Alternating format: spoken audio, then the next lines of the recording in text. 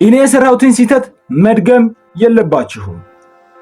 በዛሬ ቪዲዮ ቤተሰቦቻችሁ፣ ጓደኞቻችሁ፣ መምህራኖቻችሁ ለእናንተ የማይነግሯችሁን ምስጢር ከራሴ ኤክስፒሪየንስ ለእናንተ አካፍላለሁ። እስከ መጨረሻው ማየትን እንዳትረሱ። በአምስተኛ ላይ ያስቀመጥኩት ነገር ስላለ እንዳትረሱ። ሰብስክራይብ በማድረግ ጀምሩ። የመጀመሪያው ኤንትራንስ ኤግዛም ዕውቀትን ብቻ አይፈትንም።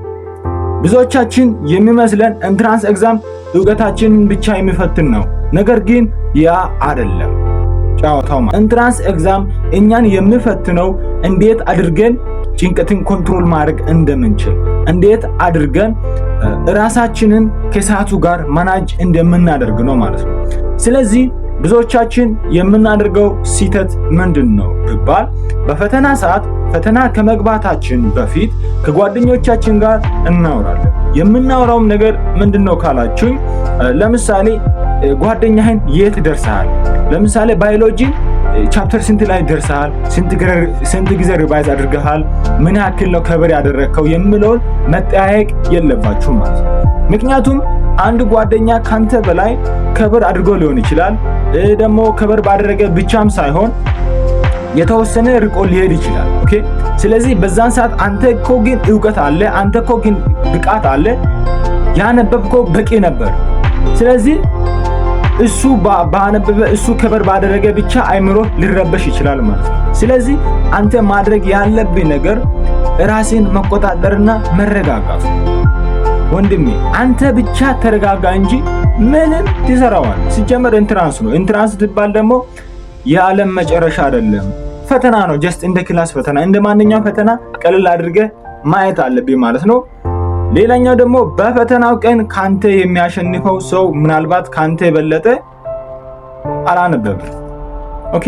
ካንተ ማለት አንተን የሚያሸንፈው ሰው ካንተ የበለጠ አላነበበም። ያ ማለት ምን ማለት ነው ልትል ትችላለህ። እና ለምሳሌ አንድ ሰው በጣም አንብቦ ሊሆን ይችላል። ሁለተኛ ሰው ደግሞ በጣም አላነበበም። ትንሽ የቻለውን ያክል አንብቧል። ነገር ግን በጣም ያነበበው ሰው ምንድነው የሚያደርገው? ብዙ ይጨነቃል ማለት። እኔ ለምሳሌ አስባለሁ በእኛ ጊዜ በጣም አንብበው አንድ ጓደኛ በጣም አንብበዋል። በጣም ብዙ አንብበው ምንድነው የሚያደርገው? ጀስት ይጨናነቃል። ጥያቄ አልሰራሁም፣ ይህንን ከበር አላደረኩም ምናምን ብሎ ይጨነቃል። ነገር ግን እኮ ያነበበው እኮ በቂ ነበር ለሱ።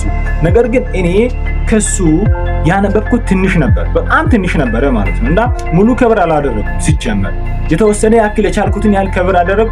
ጥያቄ ደግሞ የቻልኩትን ያህል ከበር አደረኩኝና በቃ የሰራሁትና በሰራሁት ጥያቄ ላይ ራስን ለማረጋጋት ሞከርኩ። በቃ ጀስት ራስን ረጋ አደረኩ። ከዛስ ጭንቀትን ኮንትሮል አደረኩኝና የቻልኩትን ያህል ገብቼ ሰራው።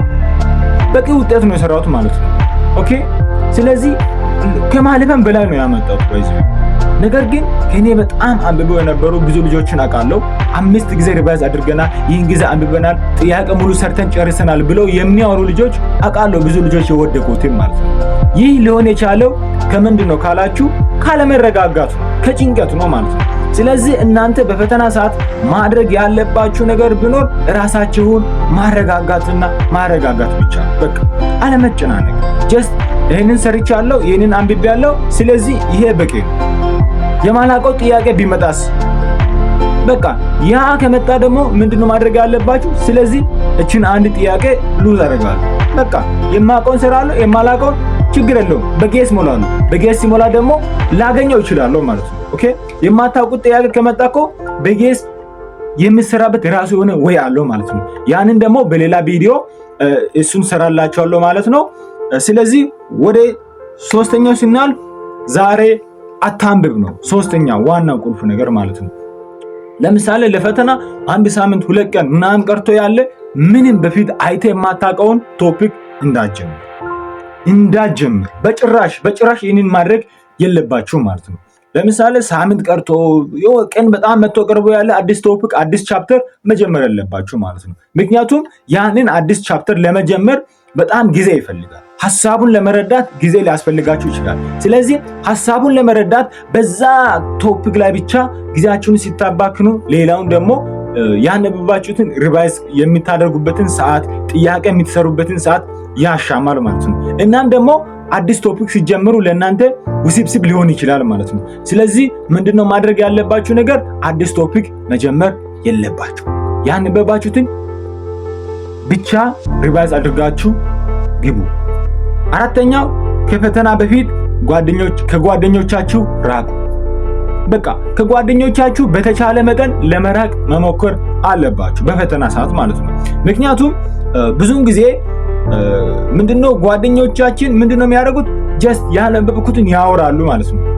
ለምሳሌ እኔ እዚህ ደርሻለሁ ምናምን ብሎ ሲያወራ አንተም አለማውራት አችልም ማለት ነው። ምክንያቱም ከነሱ ጋር ስላለ ለአለማውራት ብለህ ጆን ለማድረግ ብቻ ታወራለህ። በዛ እያወራ ወደ ሌላ ትገባለህ። ይህንን ጨርሻለሁ ይላል። አንተ ደግሞ ያንን ቶፒክ ያልጨረስከው ያላየው ከሆነ መጨናነቅ ይመጣል ማለት ነው። ስለዚህ በተቻለ መጠን ከጓደኞቻችሁ መራቅ አለባችሁ። አምስተኛውና የመጨረሻው ኢንትራንስ ኤግዛም ህይወትን አይወስንም። ታስቶ ኢንትራንስ ኤግዛም ህይወትን አይወስንም። አምስተኛው ማለት ነው። ስለዚህ አንተ ኢንትራንስ ኤግዛም ህይወት መጨረሻ አይደለም። ብዙ ወይ አለ ብዙ ነገሮች አሉ ማለት ነው። በሱ ህይወትን የምትቀይርበት ቢዝነስ ሊሆን ይችላል፣ ምን ሊሆን ይችላል። ስለዚህ አንተ የቻልከውን ያህል ትሞክራለህ፣ ትጥራለህ። የቀረውን ሪስኩን የሚወስደው ፈጣሪ ነው። በቃ የቀረውን ለፈጣሪ ሲጥ በቃ ህይወትን ሲጀመር አይወስንም። ኢንትራንስ ኤግዛም ማለት የሆነ የክላስ ማለፊያ ፈተና ነው እንጂ ዩኒቨርሲቲ መግቢያ ፈተና ነው እንጂ ህይወትን የሚወስን አይደለም። ወንድሜ ብዙ ኦፕሽን አለ። በትምህርት ብቻ አይደለም አንተ ስኬታማ የምትሆነው ማለት ነው። ስለዚህ ራስን ማጨናነቅ አቁም። የቻልከውን ያህል ወጥር ስራ። በቀጣይ ቪዲዮ እስከምንገናኝ ቸር ቆዩልኝ። ይሄ ቪዲዮ ከጠቀማችሁ ለጓደኞቻችሁ ሼር አድርጉ፣ ላይክ፣ ሳብስክራይብ አድርጉ።